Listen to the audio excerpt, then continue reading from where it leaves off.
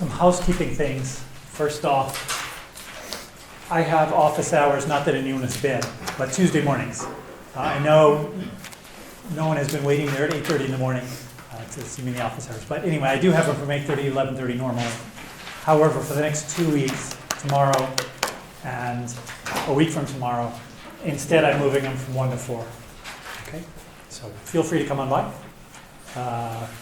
And it may be relevant that program assignment 2 is due a week from Wednesday. So you may find that useful to come by on Tuesday or tomorrow, I suppose, if you wanted to get a head start. Program assignment 1, I'm about 2/3 done grading those. So what you'll find is comments that come back to you over Gmail. So it'll just show you the comments that I make, and I have a comment at the top that has your grade. These grades are going to be entered in Sakai because I don't have any written thing in GradeScope to make that work, so they'll just be directly in Sakai. I didn't notice a lot as I was grading, other than one case where there was a runtime error. So make sure, do a restart and run all before you submit, and then just look through your cells and make sure that there aren't any errors. Okay? I put some stylistic things in some cases. So, you're not using this variable, or this local variable seems useless, just go ahead and inline it. A few things like that. That's just because I'm used to doing that a lot in code reviews, and so I think it's important. It's important to do. Program assignment 2 is out. This is going to be using dynamic programming, so what we're working on this week. And that's out today. I believe it's due a week from Wednesday.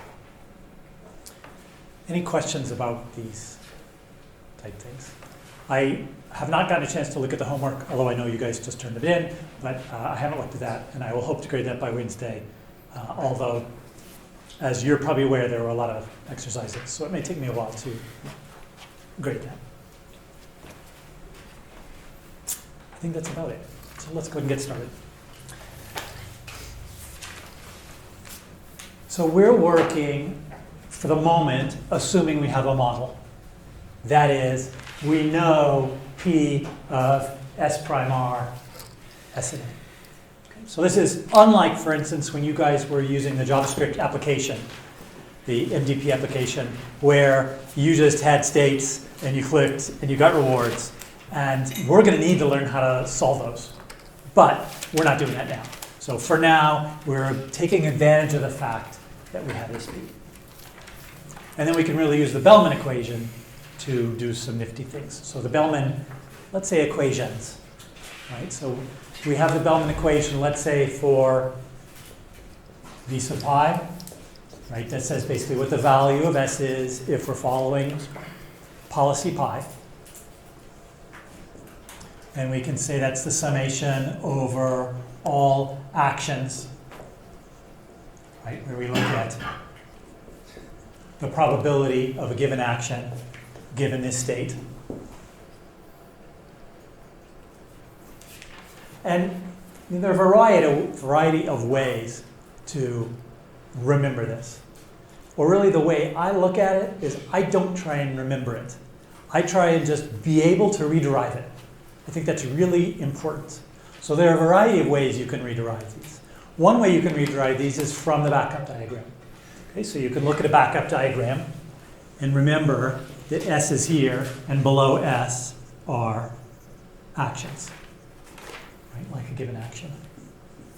And so we know these are probabilities of some action given a state.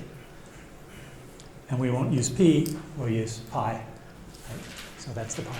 Another way to think of it is you can't be looking at the P's here, right? P of S prime comma R given S and A, because we only have S, we don't have A yet. So we need an A. How do we get an A? We need to go ahead and ask the policy for an A. That's what we'll do here. So now we've got an S and an A. And we can then go ahead and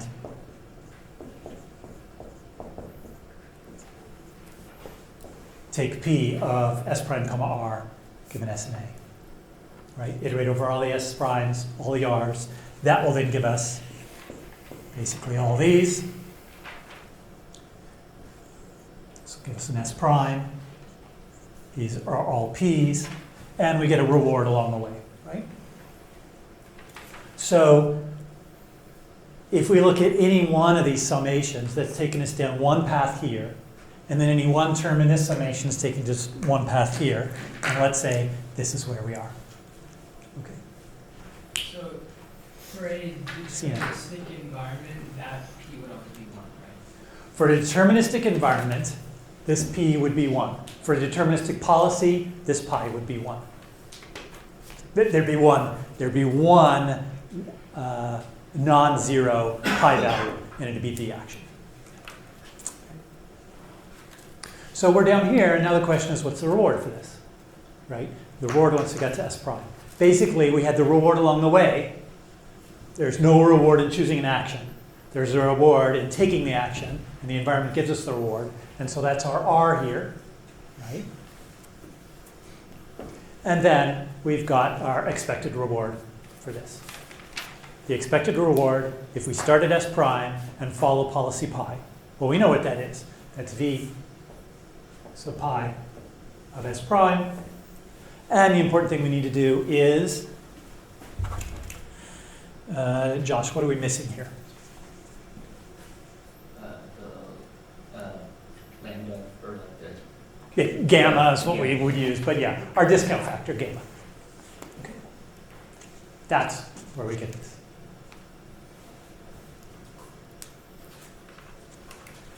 And let's just as a reminder, Q prime of S comma A, right? Let's not use a star, let's use a pi again, right? So this is take action S, then follow pi, right? Take action A from state S, and then follow pi wherever it goes. So are we going to start with a summation with pi's? Justin.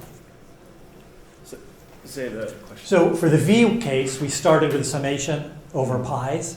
Are we going to start with a summation over pi's here? No, we're not. We're just going to put S and A into a pi. We're going to put S and A into into P and pi. Yeah, Sorry about that. Sorry. They're both plosives. We're going to take the P, S prime, R, and then pass in our S and A. One way to look at it is we're starting here, Yeah. right? So we're starting here. We don't need to figure out the action. We know exactly what the action is. So therefore, we're going to just start right here. Summation S prime comma R.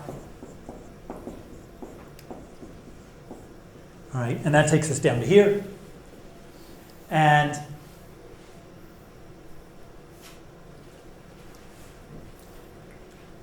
well, now we could just do this, right? Our reward is our R plus our expected value starting in that state. So as long as we're willing to write Q in terms of Q in terms of V, we get that. If we want to write Q in terms of Q, then this is going to be a little more complicated. But let's go ahead and do that.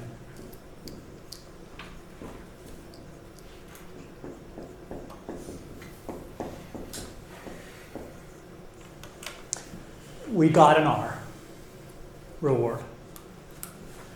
But we're not going to use V anymore. We want to use Q. So Q works on SA pairs. So if we look from S prime, we've got a bunch of different possibilities, right? Including, let's say, A prime. What controls these possibilities? Pi, right? Pi tells us which of those possibilities we have. So we might have a 0.1 chance of going this way, a 20% chance of going this way, a 30% chance of going that way, and a 50% chance of going this way, right? So we're going to need to use weighted averages. So we're basically replacing this with some weighted sum over its A primes.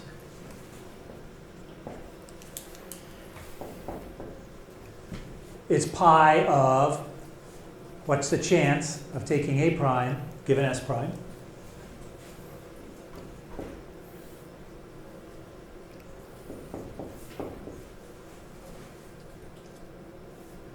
And if we do that, what's our reward here? Garrett. It's going to be the probability of getting that. Which is this one, right? So we took the action, and then we want to find out if the next action, so like the. So we know each of these probabilities, right? And we're going to be weighted by each of these. Now the question is, what's this worth? What's it worth to be right here? The probability, the sum of the probabilities over. Which we've got. Right, we've got the sum of the probabilities of the pi's, right? I want to just tell me actually right here, what's that worth? What's it worth to be an S prime and take A prime? Take action A prime. Right, this is what this is representing is we're in state S prime. We take action A prime. What's it worth? The Q value. The Q value, right? The Q value of this tells us what is it worth to be in state S prime and take action A prime. So Q S prime A prime with a pi, because from there on out we're going to follow policy pi.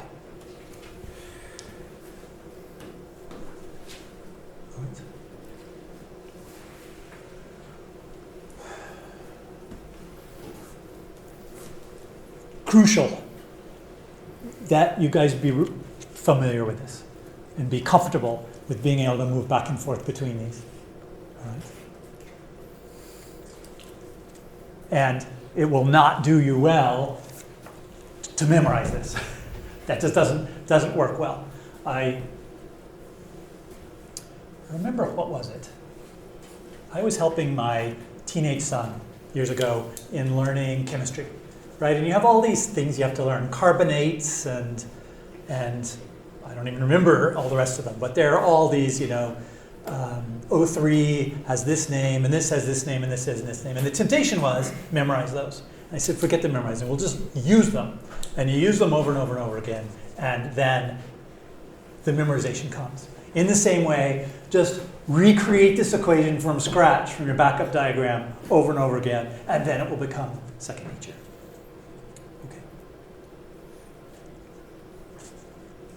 I often have to rederive, like, what's sine and what's cosine? Opposite over adjacent, all this stuff. It's like I know one thing, I can figure out everything else. So, questions on this? Okay. How does this change, Julius? Let's say we don't want V pi, we want V star, right? The Bellman optimality equation. I will help you out, and I will make this change.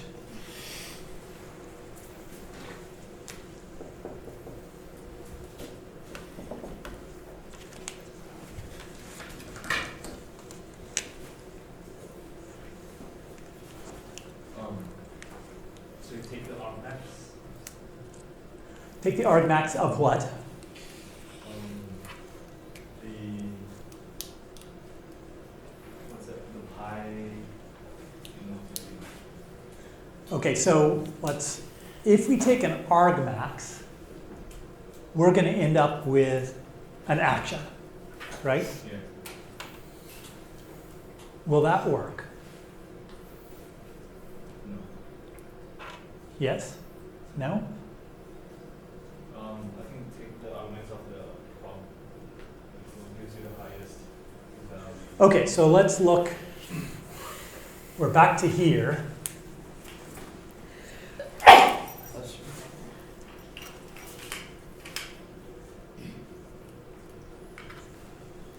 And we're trying to find, so let's just remind ourselves, what is V star? Give me that. You look in words. Optimal value that gives you the optimal policy. The other way around, It's the value of the optimal policy. Yeah, so if you got the best policy, it'll give you that. Okay. So if we have the best policy, we can look at,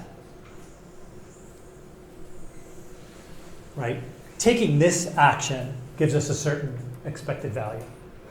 And taking this action gives us another expected value, and taking this action gives us another expected value. And we want the highest one, right? So we want, yes, the max. So do we want this?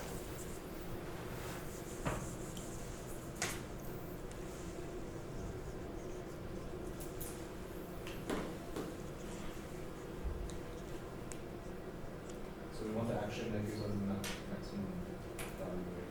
We do want the action that gives us the maximum value. How do you like this as it stands?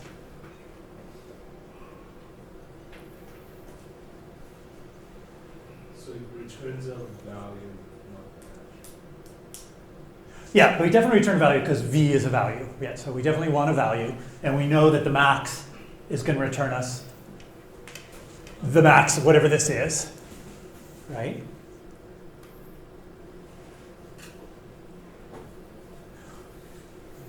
Let's say that we weighted this 0.2, 0.3, and 0.5.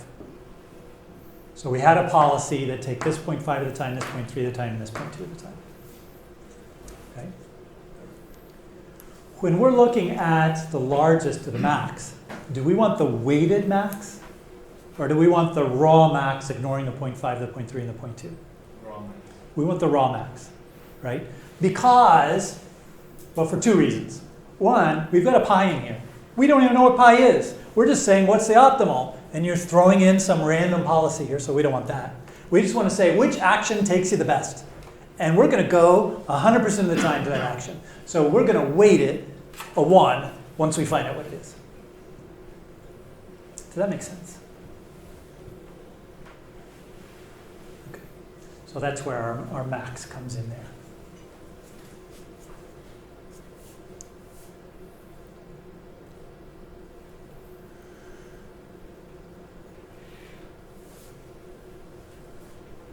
And, see who's next, Sean.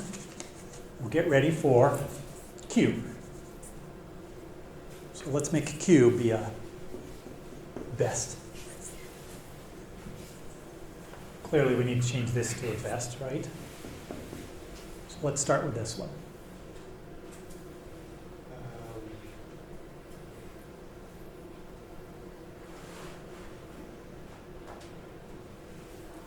That could be the same, or you get rid of the first probability and just throw max in there. We get rid of this probability?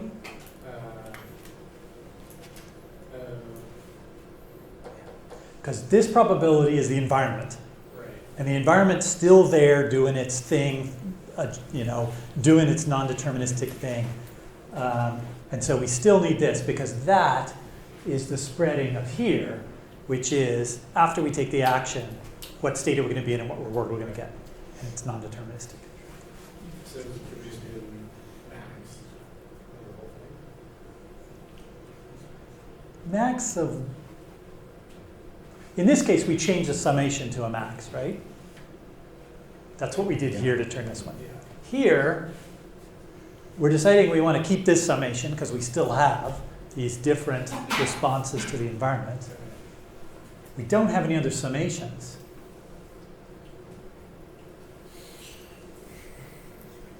So it's not clear what we throw a max, how we would throw a max in here, right? So let's think about this. This says the optimal value of starting in state S and taking action A, and then following an optimal policy, is to get our reward and discounted whatever the optimal policy is. So there's not really anything to change. But you get one more. So, and that is, now let's go to the next line. Okay, so the next line, we know this is going to be a star. What do we need to change here? Here's where you get rid of the pi policy and Max over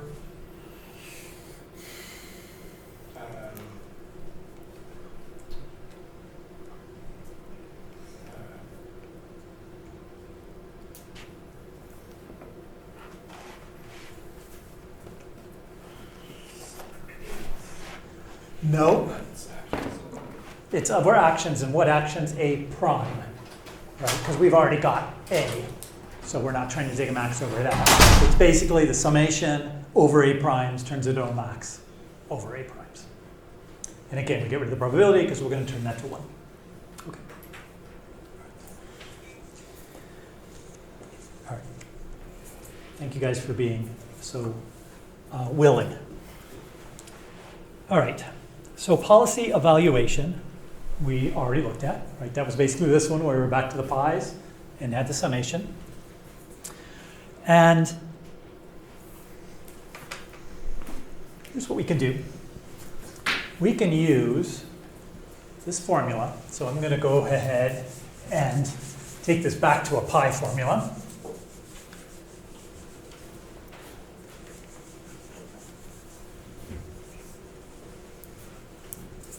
So we're back to pi.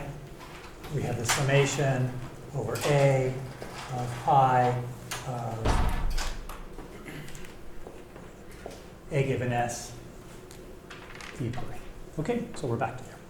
And please do, like, if I miss something, it's always because I'm just seeing if you're paying attention, but I want to be notified so I can fix it for everyone else. All right.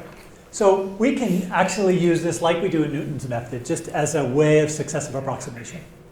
So we could say, let's say V, I'm going to call it V0, well, we'll call it V super 0. Okay. We're going to set this to some constant. Maybe we set it to 0, maybe we set it to something else, who knows what we set it to. But we just set our states. In fact, we could set them all different numbers if we want. But we just initialize our state values. And then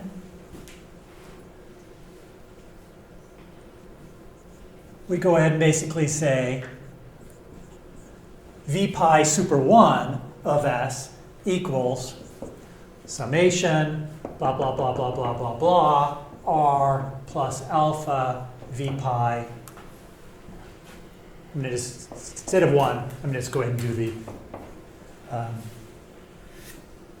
inductive step, basically. Okay, so we'll just say, in order to calculate the k plus 1 approximation of our state value, use the k values. Run them through the formula, get the expected value, taking into account both pi and p, and say that that's a better approximation now. And keep going. And then the limit, as k approaches infinity, of v pi to the k equals v pi. Does that make sense? So we just use this as an iterative update where we're getting better and better approximations. Shane? Do you mean, like, is the limit v sub pi or v star? V sub pi, because I am doing all this calculation assuming I have pi here.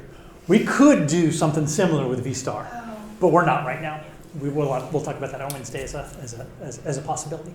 Right now, we're just saying, I've got an environment, but I've got an MDP.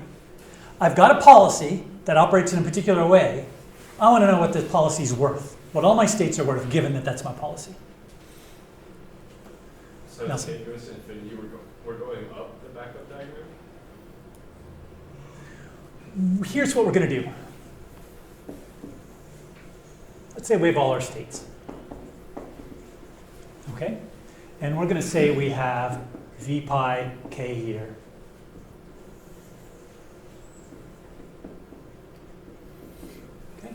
and we're in a certain state here, because we're going to go through all the states. Okay? We're going to pick this state. We're going to say, this is the one we're trying to calculate. Okay? So we have all our states at a previous point. And now we're going to come up with a better approximation.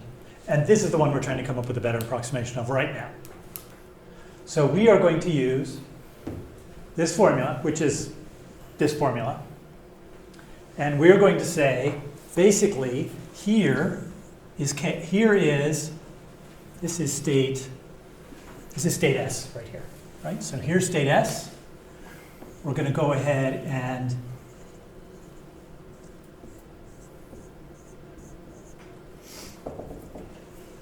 do a backup diagram and compute the expected value of all this.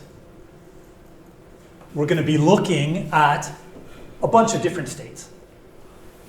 The state value function of a bunch of different states. So if this state, as we expand it to one level more, has 3 states in this one and 2 here and 4 here, then we're going to be looking at a total of 3 plus 2 plus 4, 9 different states. So we'll go back and we'll read this value state and this one and all 9 of them. And we'll then come up, do our computation, do our summation, and now we have our new value. And we'll do the same thing for every one of these. So, but it's only going to be one level deep that we're doing it. Okay, so it's k plus 1 and k. It's k plus 1 and k, yes. K plus 1 and k, yeah. So we're going to start with 0. And we're going to say, put random values in there. What do we normally use? 0. 0 is extremely random. We just normally use 0. And then we say, okay, now apply this function for every one of the states. And we'll get new values for the states.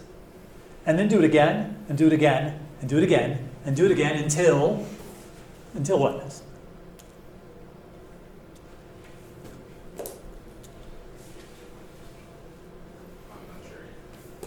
Until they converge.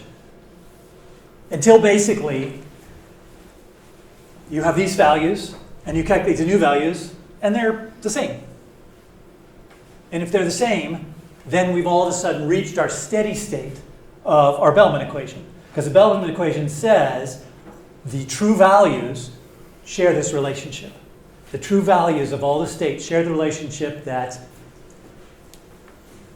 you back up these states into here, and they're equal.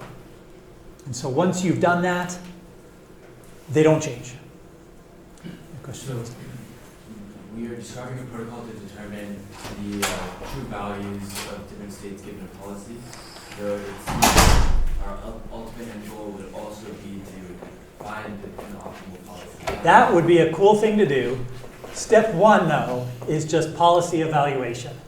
Take pi and calculate d sub pi. That's what we're doing right now. Can we do these iteratively? Like one step evaluate the policy and then make it better, and then just keep on doing that? We could call that, yes. So incremental policy improvement. Sure. Does that make sense so far? Okay.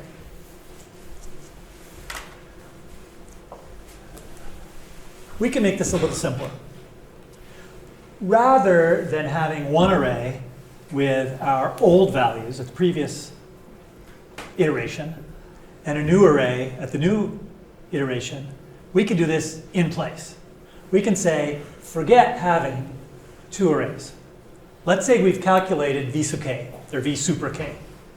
Now we're going to pick one of these states, like this one, and it depends on 9 other states. Let's go and get all the other 9, just like we did before, and update this one. Okay? So this now holds a k plus 1 iteration. And now we do another state. I'm just assuming we're going in a random order. We could go from the beginning to the end, but I'm just picking randomly. Now let's say we pick this one. What's in there right now is k values. All of them hold k values, except this one is a k plus 1. So if this one depends on this guy, this is like some weird mishmash It's sort of a k plus 1 plus epsilon, right? Because it got an updated version of this. And so we can just do this all in place with a single array and just saying we're going to go through, we're going to sweep through the entire set of states, and we're going to update them all. And some of them will update before others. And those will affect the later ones. But we're still going to converge. Questions?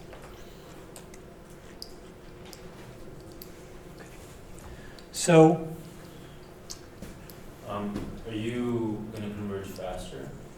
you actually would tend to converge faster if you are using the single array, yes. Will you always, like, will it always be like as fast or faster? Or Excellent that's- question. Is it possible you could come up with a situation where it's not? And I don't know.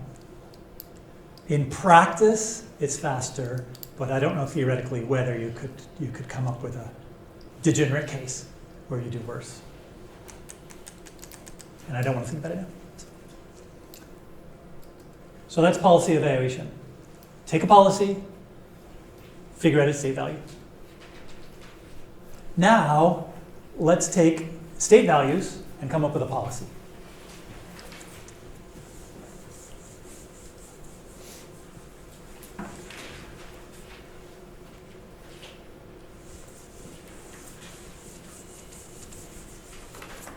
So we're going to take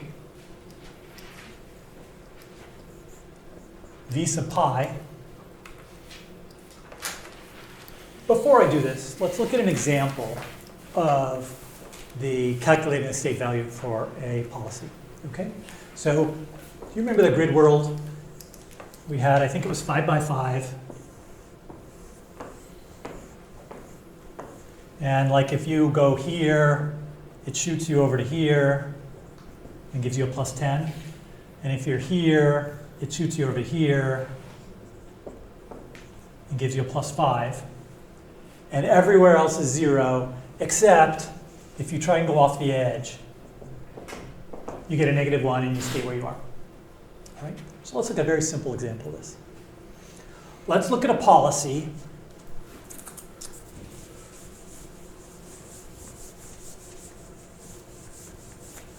We'll call it the lemming policy. Okay? I don't know what it does on the inside, but on the outside, it goes out. Okay? So it tries to jump off the edge. Let's look at what the state value of this state is. All right? So we know the policy is going to be to go, let's say, up.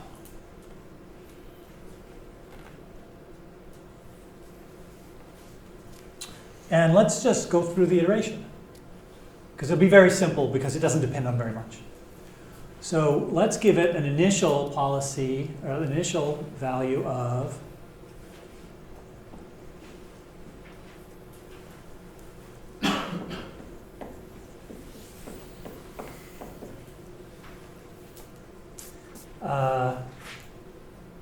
let's just try 30, see what happens. Okay? Do we think it's going to be 30? No. Do we think it'll be positive? No. No, unlikely.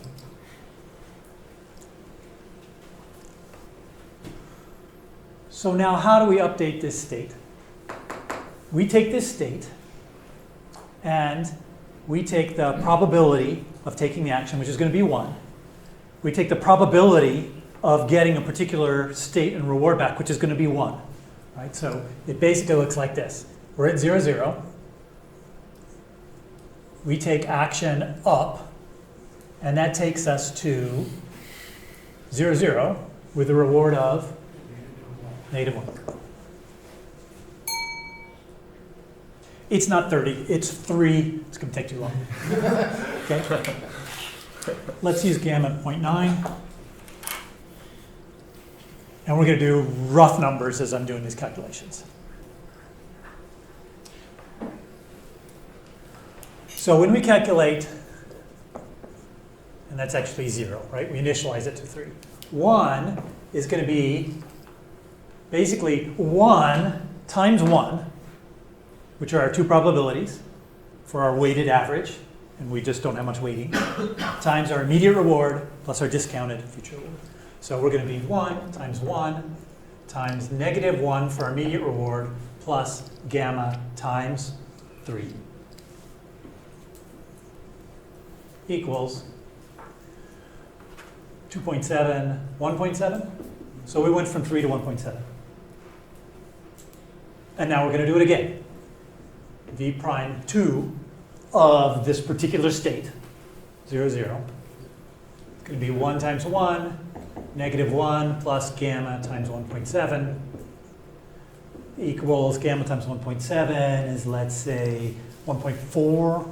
So 0.4. 3 is going to be equal 1 times 1, negative 1 plus gamma times 0.4. Gamma's called 0.3, so negative 2. Everyone with me so far? Okay, they're just, what's that? The last one, we're not good? Negative 1 plus positive 0.4, you don't think is more negative than negative 1? Negative 0.6, is that better? And if we keep going, I should have used 0.5, would have been easier. 4, negative 1 plus negative 0.6 times gamma, around negative 1.5. And let's just kind of do it by hand a little bit. Negative 1.5 times 0.9, 1.3, let's say. So negative 2.3 maybe. And we're going to converge at some point. In fact, do we even know what we're going to converge to? Really, if we look at this from first principles, our reward is going to be negative 1 plus 0.9 times negative 1 plus 0.9 squared times negative 1, right?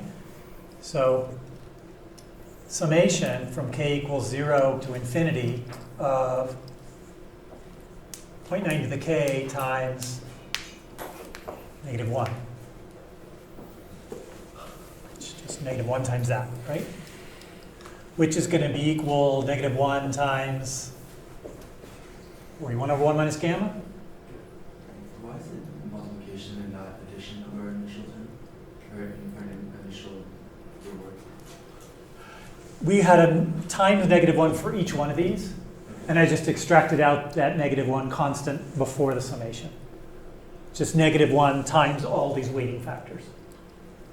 I see. So could you point to me in where we did it by hand, where the negative 1 is being multiplied by the gamma? Or maybe I'm just... The negative 1's not being multiplied by the gamma. What we're multiplying by the gamma is always our estimate of the discounted reward. So this is just sort of our future. Okay. What'll happen eventually, I don't know, let's say 100 is going to equal, I hope, negative 10. And if we do have negative 10, the next time, 101 is going to be 1 times negative 1 plus gamma times negative 10. Gamma times negative 10 is going to be negative 9, plus negative 1 is negative 10. We converge, as we would expect. And I have no idea whether it's 100 or less or more. Okay. When we're coding this in practice, do we check for strict equality or do we have some small? Do we ever use strict equality with floating point? No. We just never use strict equality with floating point, so we're going to use some epsilon.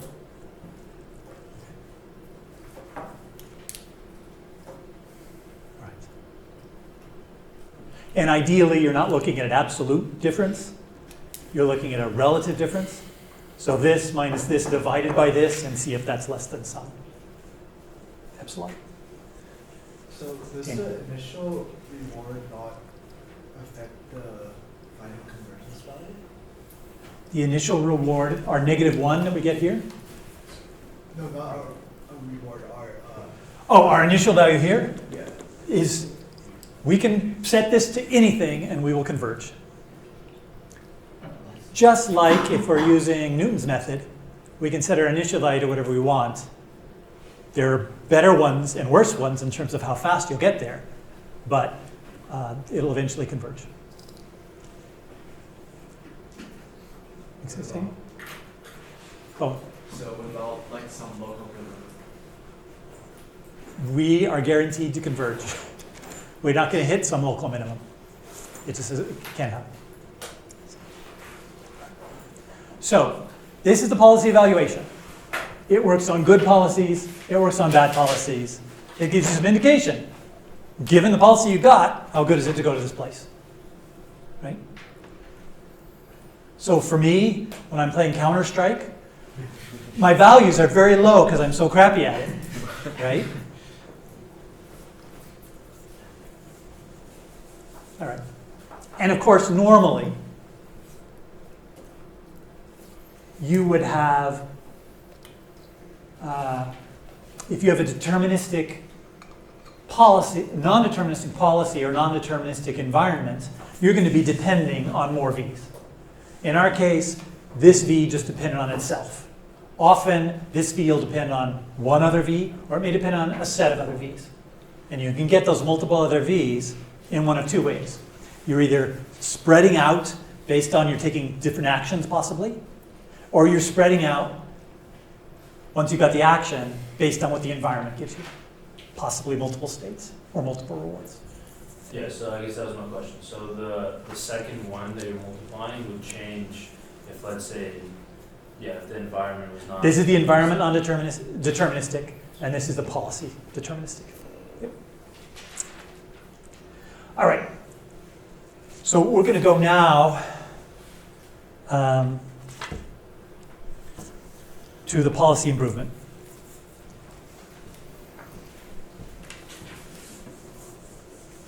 And policy improvement is pretty darn simple.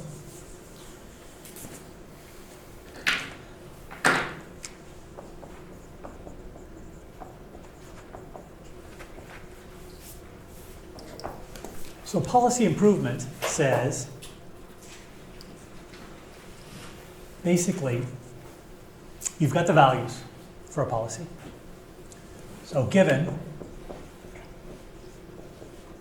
V sub pi,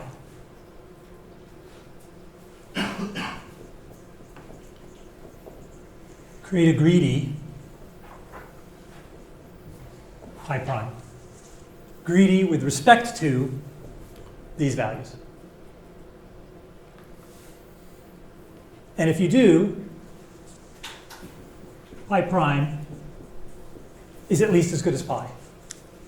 Okay? That is, its value at every state is at least as good as pi is, and it may be better in some states. So this is how we're going to bounce back and forth between evaluating a policy and finding out its values, and then using those to create a better policy.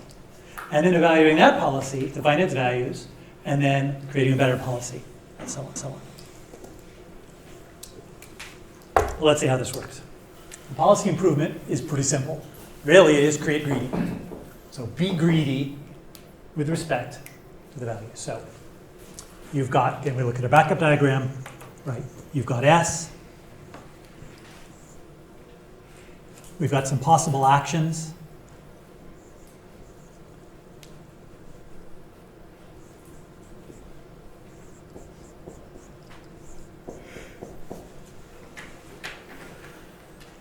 Figure out which path is best and go there.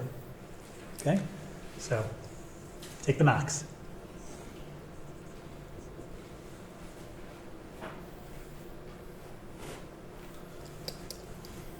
So our policy, our new policy for a given state is which action gives you the best value. So here, this is the same calculation that we're using for any one leg of this when we're calculating V pi.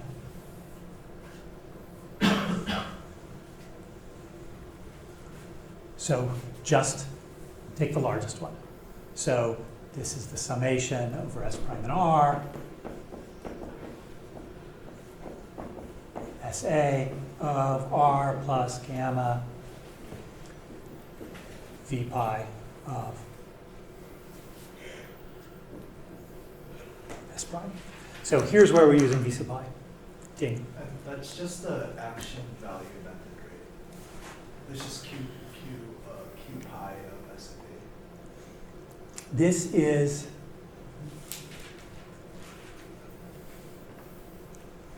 so in what sense is it Q pi of S and A? We don't have an argmax in Q pi of S and A.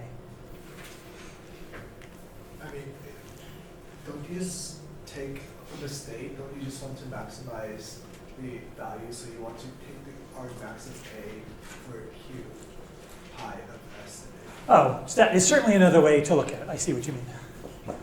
So you can say this is argmax A of Q pi of S comma A. That is, if you're starting in this state, take whatever action is best and then follow pi. Yes. Correct. Yes, that is the same thing. But I'm not assuming we explicitly have Q prime at this point. We're just going to assume that all we have is V. Okay. So what this is basically saying is we are choosing not the action that the policy would choose. We're choosing the best action greedily right now. Right? Greedily in the sense we're taking into account our immediate reward we're going to get, but we're also taking into account our knowledge of what our expected reward is after that.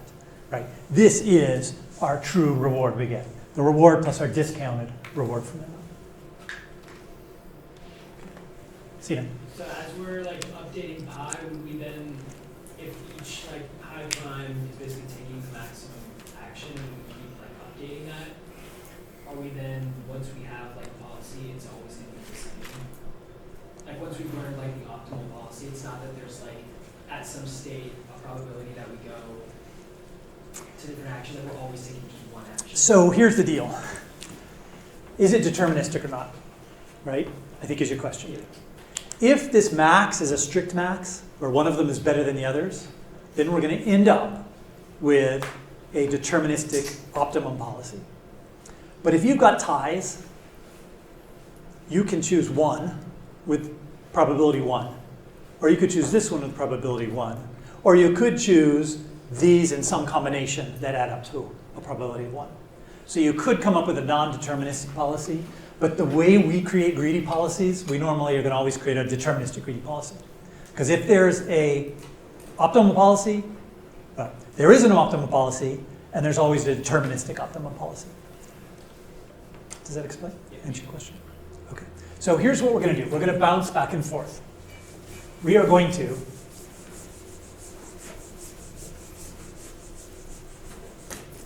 we're going to take V. Sorry. We're going to take. Is that what I want to take? Yeah. So we'll take a policy. Does it need to be a good policy? No. It could be my Counter-Strike policy. We take that. And then we're going to calculate V pi sub 0. This is evaluation. Right? We evaluate. We figure out the state value.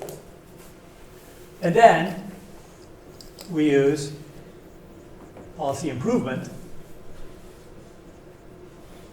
to come up with pi sub 1.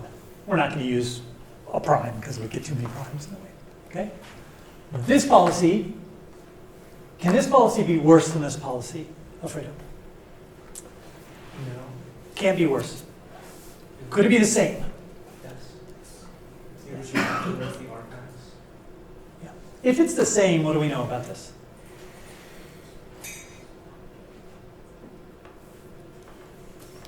That is, if we go through this and we get pi 1 equals pi 0.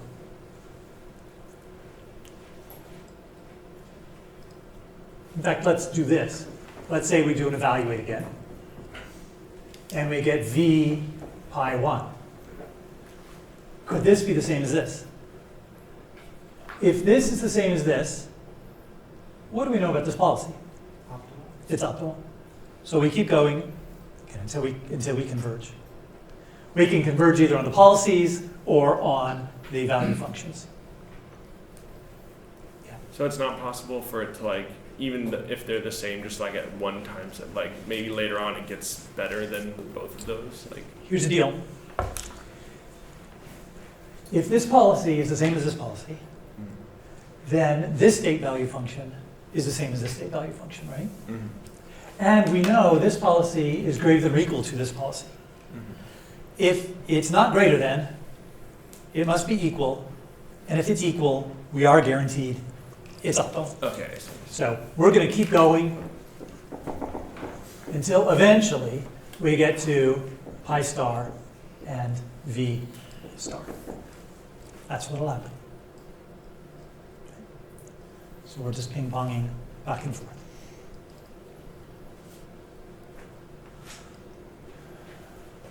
There's two things about this. One, this is model-based. So we have to have the entire information about the MDP, right? All that information, Bowen, is captured in what? About the environment. So that will, like, basically this include everything. Yeah, but what do we know about the environment? What captures all there is that we have to know about the environment? You give them like an action and state that will return you the reward and like the new state. Okay, give me a name for that function. A letter. P. Yeah, P. P contains everything there is to know about our environment. And if you know P, then we can go through and do this. But if you don't know P, you can't do this, right? Because we don't have these ones and ones here, right? Sorry, we don't have the second one. We don't know what these actually are. And we don't know what the S prime is, even worse. And what's the reward? Other than that, and not knowing anything, it's good. So we're going to have to solve that starting next week. We're going to have to solve just not knowing, instead exploring and seeing what the hell happens. We did something, we got a reward, and we went to this new state. And just do this sort of exploring. Questions at this point? All right. So here is the algorithm from the book. Okay. Yeah, do we have to start with a policy to begin with and then improve from there, or is there some sort of situation where we could like create a policy by using ties? By using what? So like, do we need at pi 0 for that to be a concrete policy already, or is there a way to drive that through like experimenting in the environment?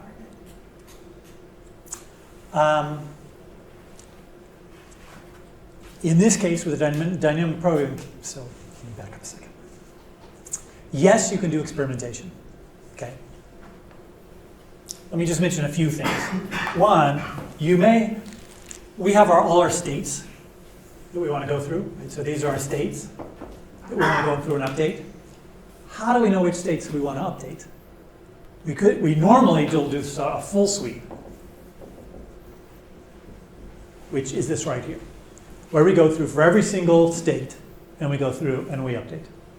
Okay? And then we do it again and again and again until we converge. But the order you go through is up to you. And in fact, you could go through some more than once, some more often, and some less often. As long as you eventually, infinitely will hit all of them, you will converge. But maybe what you want to do is focus on the states, combine acting in your environment along with doing this update. So you might actually have your agent actually interacting with the environment. We don't have any interaction with the environment here. How do I know? We have no case in which we flip a coin and decide which way to go. All we know is what the probabilities are, and we're calculating expectations. But we might mix actually working with the environment and the agent interacting with updating and saying, like, the states I've been visiting are the ones I really want to be updating and getting the results for. And that's what we're going to eventually move to. But we're going to have to give up on the expectation because we don't have the information to calculate the expectation.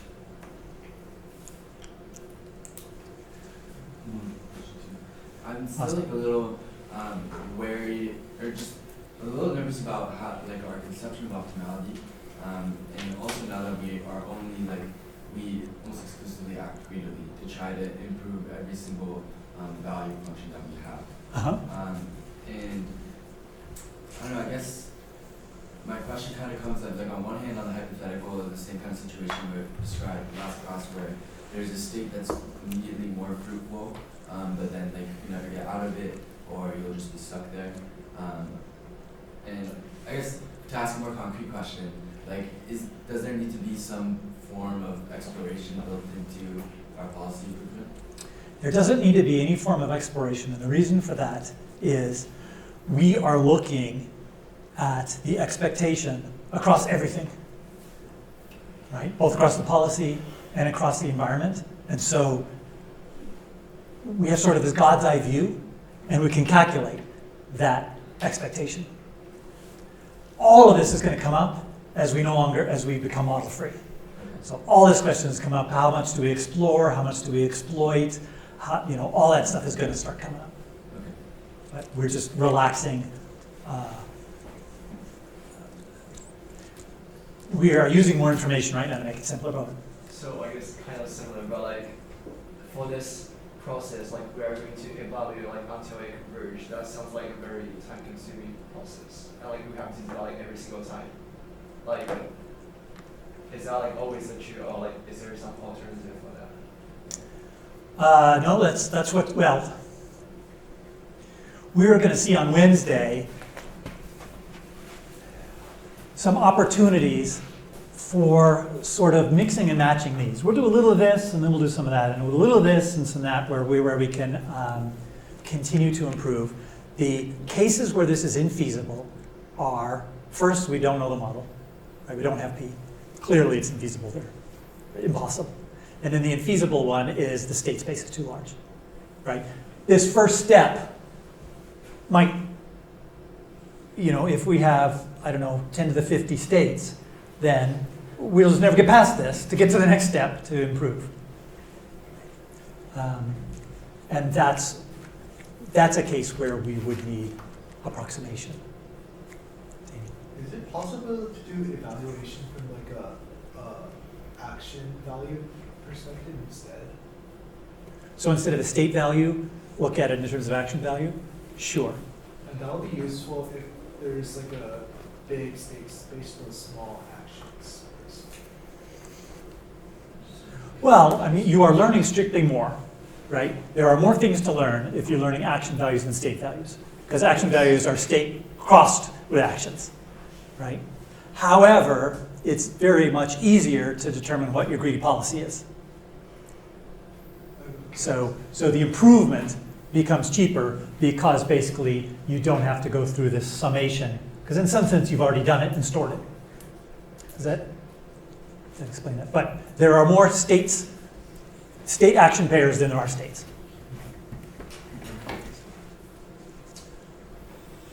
All right, so we go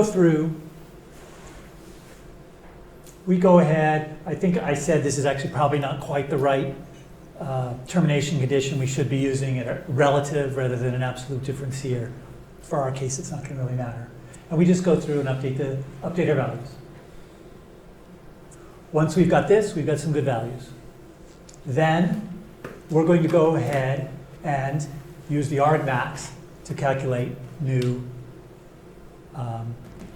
policies. Notice this policy is actually deterministic. So we are not, in this particular diagram, looking at pi of A given S. This is deterministic, assuming there's one action, and we're just talking about pi of S. Okay. And similarly, actually up here, when we're doing the evaluation, we're assuming it's deterministic too. Because we normally have, in our evaluation, two summations, right? One summation across the policy, one summation across the environment. we have a single summation here, and notice the action is just pi of s. So this is the deterministic one. In your program assignment, you're going to be working with deterministic to begin with, and then there's going to be, okay, modify this so it actually supports non-deterministic as well.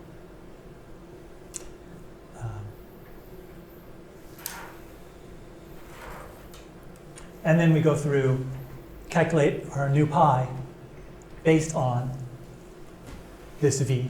So basically the v we've calculated here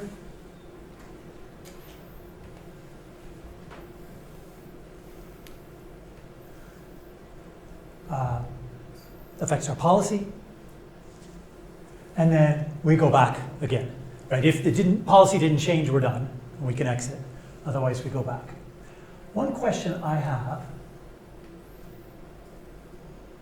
So we're just initializing our states, our state values to random to some real numbers, and we're initializing our policy to some actions.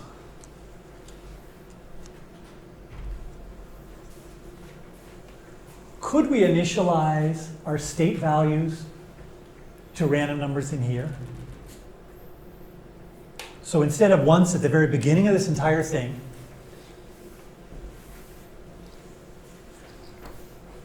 and I guess actually another way I'm thinking of it is, when we go from pi 0 to v pi 0, we know our values are going to, let's say, start at 0. And then we'll conversion whatever they are. And then we calculate our new pi. When we're calculating our values for here, does it matter where we start these v's? Could we start them at 0 again? Yes, because I said you can start them anywhere you want, and we'll eventually converge. Well, what this code does, it says leave it at the last one. So leave the v's at this v as initial values to get to this v. And that's pretty reasonable, right? It seems reasonable that these are probably better guesses for the state values for pi sub 1 than 0 or some random numbers. And so we'll be faster by going ahead and maintaining this value. I just want to quickly show you the code. Let's see.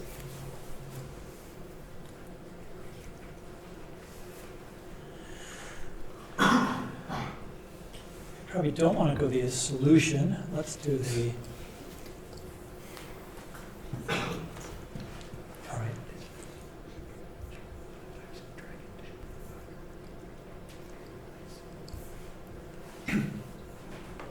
So this is the policy iteration. I'm sorry, I don't have a loop and a go-to like the book had. You can add that in if you want. So basically we go through, and while we're not stable, we evaluate the policy. V is our current value, state value, which to begin with is we don't have one, and we pass it in. And then we get our evaluation, and then we start passing that along. So we've got that evaluated, and then we go ahead and improve pi with respect to v greedily, and then evaluate again and keep going until it's stable. Does the concept make sense? Yeah. Okay. And then the evaluating, if we don't have v, let's initialize it to something, we say zeros. Right? And then go through and for every one of the states, get its old value, to do, fill in this new value, that's for you to do, and then figure out the delta to see if it's changed. And then finally, the improvement is to basically just have a policy that's a greedy policy. So pass in v and say, hey, policy, use v to make your choices. And then check and see, are all of the actions the same as the previous action? And if so, that's it. Okay. So that's what you guys are going to be working on, recreating for the grid world, like what are the optimum values? Recreating for the grid world an optimal values and optimal policy. for the grid world, what is the, if you just randomly go up, down, left, to right, what are the state values? Any questions before we break? So one thing that I'm gathering from the example that we did, where we had some constraints that it was always the same action, so in that sense it was deterministic, always the same reward. But it seemed like we could have skipped the entire iterative process of learning our policy by just using the fact that all the geometric series is going to converge to R1 times 1 over 1 minus gamma, and we wanted B to be. Yeah, we could have done that analytically. So Sure. is that, can we skip this iterative process for any sort of deterministic single reward? So we do have a set of, inequations and unknowns that we can use to solve it without doing it iteratively. But normally, that's just not it's not the way you want to do it. So, and the iterative way will always work. All right, see you guys on Wednesday. I'll be in the cafe until 3. I'll be in my office tomorrow from 1 to 4.